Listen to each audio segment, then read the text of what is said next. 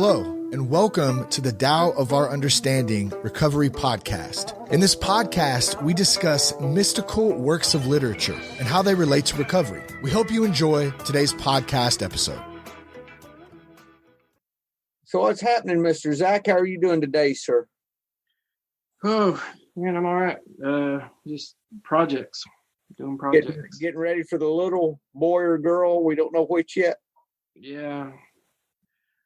Lots of stuff around the house that was mostly okay for the last year or two, that suddenly is more of an emergency now. She is nesting. Yeah. Well, needs to be done anyway. Yeah, that's true. Some of it really needed to be done. 56th chapter of the Tao Te Ching. Did you get a chance to read any first, or? No, I didn't. I just sat down with it for a few minutes, enough to go through my star translation. Oh, I got a podcast I want to turn you on to. Okay. It's funny. My Stitcher, I'm Android all the way, and my Stitcher app that I use quit working. So I had to, I downloaded another app. Then my Stitcher app cleaned up, within a day, and it started working again. But I was searching Tao podcasts. And so I found these new podcasts that have come up that I did not know about. It is called The Tao of Christ. Okay. Marshall Davis is the guy. He talks a little bit about Taoism, but the big thing I liked about it was, and he tells his story, he started out as an atheist, then had a Jesus experience, and switched his major in college and went for religion and philosophy and became a minister. And he's retired now, but he's been a pastor all of his adult life. And he had this experience with God a few years ago, like this instant enlightenment experience. And he did not know how to handle it. And so he went more conservative in his Christianity. And he ended up leaving the church, retiring. And now he's gone totally to, I think he's a little right of Rob Bell. Left of Rob, whichever way Rob Bell. He's on the other side of this whole idea that we're all one. And he goes in and talks about, I just saw so many parallels in his path to my path, as far as, you start out believing this, and then you realize that, you've got all this self there, and there's no real life there. There's this form of godliness, but there's no power, I think that's a Bible verse. Yeah. We have a form of godliness, but they have a form of godliness, but deny the power thereof. Mm-hmm. We have this form, and that's what happened to me when I started with my alcoholism.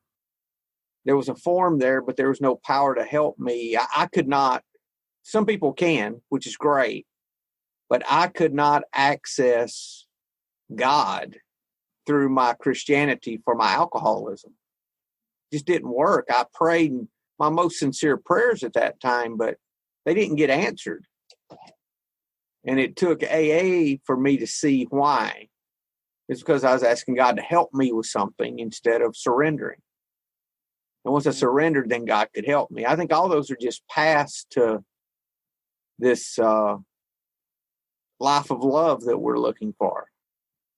No matter if it's all these Christian paths or some other religious path or the Zen path or any of these. So I would recommend going. And he did a version. He wrote several books. Marshall Davis is this guy's name.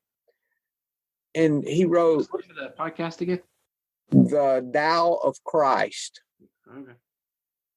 And it's got one of those medieval Jesus pictures as the logo. But he he wrote a book, his version of the Pilgrim's Progress, but from a Christian point of view of navigating Christianity. You know, he's got the campus crusader who leads them to God. Then he goes through the whole thing as part of this Pilgrim's Progress. Mhm. I don't know if you've ever read that book, but It's been quite a while. well, he does his version. So it's kind of interesting because I'm halfway through. Actually, on the podcast, he reads portions of the book. I mean, he may read the whole thing, his whole version of that. But he's several podcasts in. He's reading that. So I even emailed him and thanked him for doing the podcast, and he emailed back and said I didn't mention anything we did. I don't like doing that. So, but I just told him I appreciated what he was doing. Yeah. And he emailed back. It was good to hear, from someone, blah, blah, blah. Because, a lot of times on these podcasts, you hear from hardly no one. And you don't know. You see download numbers and you say, wow, people are downloading this. But you really don't hear a lot. Occasionally I'll hear from someone that, hey, they like this or, whatever. And we'll see some reviews. And we get pretty good reviews. So that's good. But it's always good to hear from folks. 56. Anything else you need to talk about other than this today, or are you good? I'm good. Okay. 56. You want me to read one? Yeah, go ahead. Those who know do not talk. Those who talk do not know. Keep your mouth closed. Guard your senses. Temper your sharpness. Simplify your problems. Mask your brightness. Be at one with the dust of the earth. This is primal union. He who has achieved this state is unconcerned with friends and enemies, with good and harm, with honor and disgrace. This, therefore, is the highest state of man. Those who know don't talk. Those who talk don't know. Close your mouth, block off your senses, blunt your sharpness, untie your knots, soften your glare, settle your dust. This is the primal identity. Be like the Tao. It can't be approached or withdrawn from, benefited or harmed, honored or brought into disgrace. It gives itself up continually. That is why it endures. Those who know do not talk. Those who talk do not know. Stop talking. Meditate in silence. Blunt your sharpness. Release your worries. Harmonize your inner light and become one with the dust. Doing this is called the dark and mysterious identity. Those who have achieved the mysterious identity cannot be approached, and they cannot be alienated. They cannot be benefited nor harmed. They cannot be made noble nor to suffer disgrace. This makes them the most noble of all under the heavens. Those who know don't talk. Those who talk don't know. Shut your mouth. Be still. Relax. Let go of your worries. Stay out of the spotlight. Be at one with the world and get right with the Tao. If you get right with the Tao, you won't be worried about praise or scorn, about winning or losing, about honor or disgrace. That's the way to be. Then the Star Translation, I'm going to read it. One who speaks does not know. One who knows does not speak. Shut the mouth, close the gates, blunt the sharpness, loosen the knots, temper the glare. Become one with the dust of the world. This is called the secret embrace. The one who knows this secret is not moved by attachment or aversion, swayed by profit or loss, nor touched by honor or disgrace. He is far beyond the cares of men, and yet comes to hold the dearest place in their hearts. The secret embrace. I thought this was interesting. The Tao can't be approached or withdrawn from. Yeah. I'd never seen that before. Like this is this is probably the first time that like all 4 translations have had the exact same version of the first couple of lines. Yeah. Those who know don't talk. Those who talk don't know. Makes you feel like you're talking too much sometimes. This is what Stephen Mitchell's notes say about the 56th chapter. Okay. Those who know don't talk. They don't talk for the sake of talking or to prove something or to display themselves. They talk only if it's appropriate and if they feel like talking. Those who talk don't know. This is ignorance, not the openness of not knowing. I did the translation of this, and there wasn't a lot here that I really, that I like this, where he says, shut the mouth, or put a close your mouth. This says shut, secure the mouth, close the senses. So it's almost like bridle the tongue. That same idea of bridling the tongue, of watching what you say. And it's interesting too how this says that this is the primal union. In other words, it said that the secret embrace. So if we're doing these things, that we're not moved really by anything. We're not swayed or moved or touched by anything. So it really looks like this is the goal, is to do these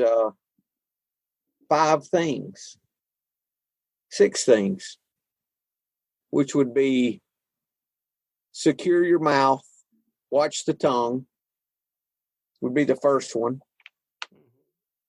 Close the gates would be the second, which the third translation translates that as meditate in silence.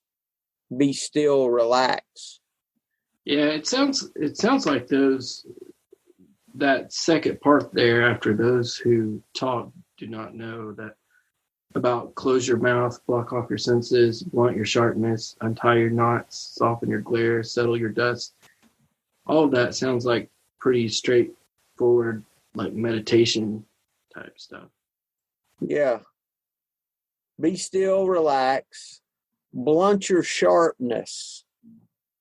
Hogan says that means let go of your worries. Blunt your sharpness. I like the phrase too. I like settle your dust, because it makes me think of the what was the the analogy with the water and the mud settling to the bottom of the water. There's that kind of idea, because you can't really settle dust. You know what I mean? You can't do that to it. You can't just put every little piece of dust in a settled place. The only way to settle dust is to wait for it to settle, And there's some other translations of that, Zach, that I thought was good. A possible translation of that is to become one with the turmoil. So you could translate that as the dusty world, or worldly, lowest turmoil. Mm-hmm. So really, that's another aspect of meditation for me, or how to handle situations.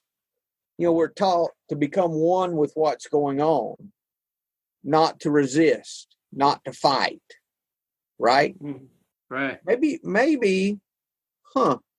Maybe all of these are might apply to meditation. I hadn't thought about this. Be at one with the world is how Hogan did that one. Mm-hmm. So blunting your sharpness would be stay out of the spotlight. Soften the glare would be settling the dust, would be at one with the world. So become one with the dust of the world. Well, the way you would, if you're talking, like you said, if you're talking about something, that's no resistance, no fight. So we close our mouth, we bridle our tongue, we learn to be still and relax, we let go of our worries, we stay out of the spotlight. And all of that progression helps us to be one with the world, stop our resistance. That really is a path to Wu Wei, isn't it? Yeah, I suppose so. Huh. That's good. This is really a step by step of how to just walk in peace. Really, how to do the Tao, right?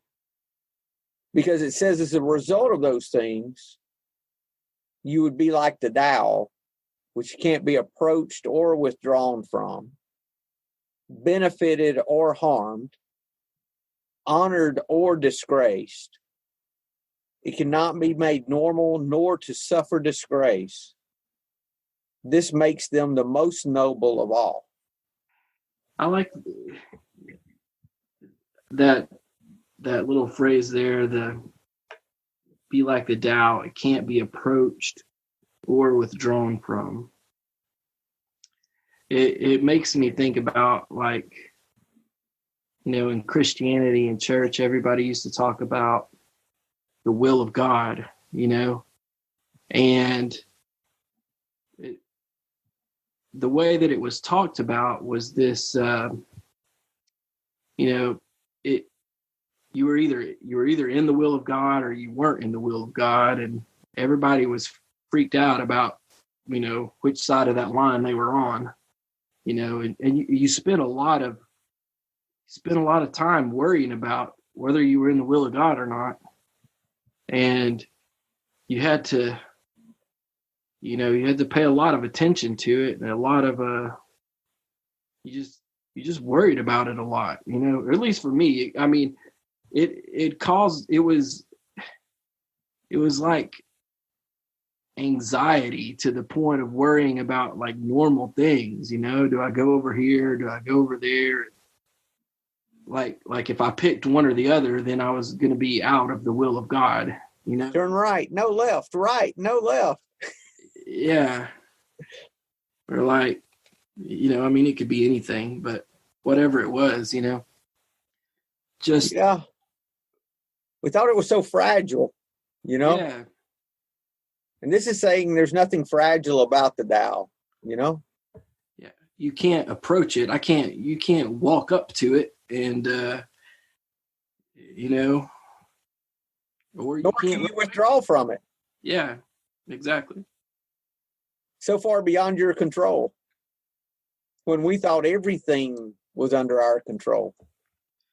Yeah, it's a weird thought, like, if I do this, I'm not in the will of God anymore, or if I do this, I am in the will of God. Where this seems to be, the will of, the Tao, God is, you can't get out of it, You can't. Every step is on the path, right? Yeah, it's like this. Like, the will of God or the Tao is more, it's bigger than my ability to choose whether or not I'm in it. Yes. Everything is as it should be. Saw my Christian friends this morning. I told them to have a great day in spite of themselves. It's funny, I did not believe in providence when years ago I thought that my fate was the fate I made through my belief and through faith and through following God, Then I moved from that to when I got into AA and started looking and dug deep into biblical stuff instead of just believing what I was told. I started seeing providence. Started seeing that things were as they should be, and that, there wasn't as much good and bad as I thought. It just is, and I can't identify something as good or bad because I don't have all the information. I have very little of the information, even though I think I have it all. Right. And then I started studying the Tao, and now I see providence in the Tao. Yeah. That this path that we're on is so gracious and so full of love, because it says here, I like the way Mitchell says this, that the reason why I think the path into learning how to temper your tongue and to relax and to let go of your worries and to stay out of the spotlight, stay humble with what you're doing, and to be at one with the world is by giving yourself up continually. Because that's what Mitchell says here. It gives itself, talking about the Tao, up continually. That's why it endures. So the path is back to service again. It's back to what I can do for you instead of what you can do for me. Yeah. And maybe the progression of this, from moving from that having to doing to being, which is our progression, maybe it starts with us learning to bridle our tongue, learning to be still and relax, just shut up and pay the man, quit the complaining, maybe it starts with just that. Maybe letting someone have the right to be wrong, like I like to do when people are bothering me, and name them. So I'll give 10 people, sometimes 10, sometimes 5, the right to be wrong. You're number 1, you're number 2, you're number 3, that helps me to shut my mouth and not to complain. Letting go of my worries, staying out of the spotlight. Then when I start that, the next progression was being at one with the world, because that seems to be, we used to think it was just the body of Christ, us 4 and no more. Now we realize it's all of us, right? Like we were talking about with the guy riding my ass on the other day. I'm riding close to me. Yeah. We're aggravated, aren't we? Yes, we are. That kind of a thing. Hey, they've got a new Matrix coming out next year, I think. Yeah, I think we talked about somebody told me they were doing a reboot or something. Well, no, they're doing a new movie. Oh, okay. So it's not a reboot. It's just I think it's a new movie. I don't know. I got to look. I saw it on my Kodi. It had it up for coming in, whenever, it had it already up. So maybe it's just a reboot. I need to look at that. I thought they were doing a new one, but it may not be. But I haven't researched it. I watched them the other day again, or the second one. But yeah, probably should. Yeah, this giving ourselves up continually seems to be the key. That's the action. I have to give myself up to keep my mouth shut when I know the right answer. When I don't talk. Yeah. There's a lot of there's a lot of ego in that statement, the giving yourself up. That is the self that's being given up, is the ego. This concept of I and me and mine. That the idea that that if you don't assert your rightness, then you've lost something. Yeah, I used to spend every conversation proving that I was right. Just giving that up. Not having to prove anything. Yeah, absolutely. It's if you can, and I'm not saying this like I've mastered it by any means, but if you can figure out a way to like really listen when people are talking, instead of like waiting for them to stop talking so you can prove how prove your point. It's things start to open up. It starts to feel like I don't know. It's, it's like it's a bigger world. There's less pressure to, so it feels like less pressure on yourself. You don't have something to prove. You don't have, if you don't have to be right, then you're not anxious about being right all the time. If your identity You don't have to be right. Someone doesn't have to be wrong, right? Yeah. That's part of, I think that is part of number 5 about being one with the world, because when you're at one, you're not dividing. You're not divisive. Because you're not divisive against yourself. I mean, you're not right and wrong. Or are you? You know what I'm saying, though? Yeah, exactly. Huh. That's good. So as I learn to give myself up in conversation, then I learn I can keep my mouth shut. I can honor them instead of having everything to honor me. I can be still and relax when I know that the Tao can't be approached or withdrawn from. It's not up to me to make it happen. I can let go of my worries when I'm able to know that God's going to take care of me regardless, which I can see through gratitude because it's happened before, so it's going to happen again. I can be humble. I don't have to be in the spotlight if I know that I'm not that everything's a gift. I can be one with people when I'm not competing with them, when I realize they are me and I am them. Yeah. There's a lot of stuff in there. But it comes back to that action of, for me, it comes back to that action of what can I do for you instead of what can I make you do for me? It just comes back to that every time. What would benefit them? Okay, well, let's talk about this. Where would you like to go eat? What would you like to listen to? I just did a little vacation with my wife. And I'm amazed how I enjoy myself when I make everything about her. Why is that? It looks like I would enjoy it much more if I made everything about me. I booked the room she wanted. We ate where she wanted to eat. We did what she wanted to do. And I was real happy. And I don't understand that. I don't understand why that is. Had a great vacation, enjoyed ourselves. She got a promotion while we were gone. She got back and a lady's retiring and they're promoting her and giving her more money. And I'm like, wow, we should go on vacation more often. Maybe so. And she got a job first of the year that doubled her pay. And this one brought it up another 50%. 50% more than what she made on the old job. Right.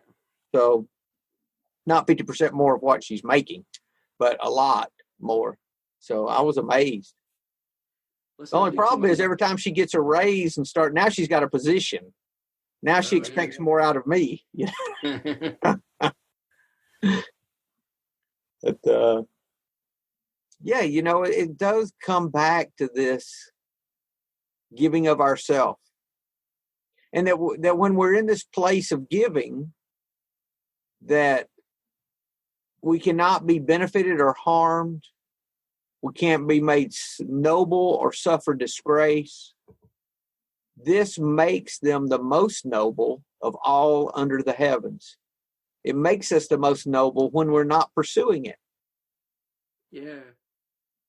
How many times have you seen someone honored when they weren't seeking honor? The ones that you usually honor the most are the ones that aren't after the honor. Yeah, that's true. Yeah. Man, that's good stuff. You have anything to add to that, or is that a good for you? Yeah, that's good for me. There's a lot of good stuff in there. A couple of notes from Derek Lynn on this was for the knots, untying the knots. He says it's the complexity of personal relationships. And my translation, the do-it-yourself translation, Star, says resolving your problems or your complications. So you've got that for the untying the knots. Yeah, Do what? I like the first translation says simplify your problems. Yeah, that's good. Simplify your problems. Then the next one, he's got mental brilliance. Be humble, for the mask your brightness, or soften your glare, harmonize your inner light, stay out of the spotlight. He's got be humble for that. Then the next one, he says, is talking about the material world. Be in the world, but not part of it. When he's talking about the dust, be at one with the dust of the earth. That's what he says that he thinks that means. Yeah, I like that section in all four verses or all four translations.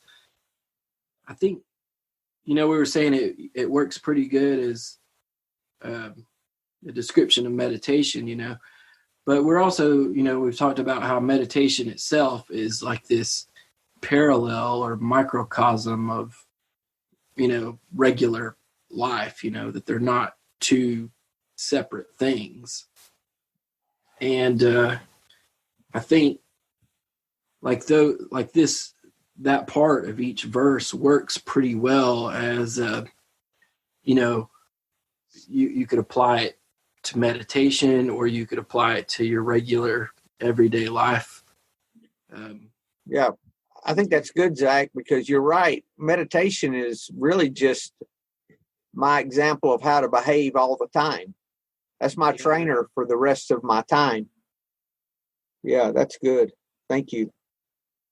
Thanks for everything. I have no complaint whatsoever. Like step one of meditation, close your mouth, stop talking. Step two, block off your senses, meditate in silence, blunt your sharpness, untie your knots. Let go of your worries. Be humble as your life starts to change. Don't brag about how long you're meditating. Check. I remember the first time I meditated for several hours, I wanted to tell everyone. I said, wow, I meditated. And I got so many opportunities, and I had to just almost bite my tongue. I wanted to figure out a way to let them know I meditated X number of hours that day. Woohoo! And it was on a Friday that we were going to dinner with some of the people in AA. We used to go to a Friday night dinner. And I got mad at one of the guys. One of the guys aggravated me after I'd been meditating most of the day. And I was like, there's something wrong here. I said, I don't think I want anyone to know how long I meditated today after I got aggravated.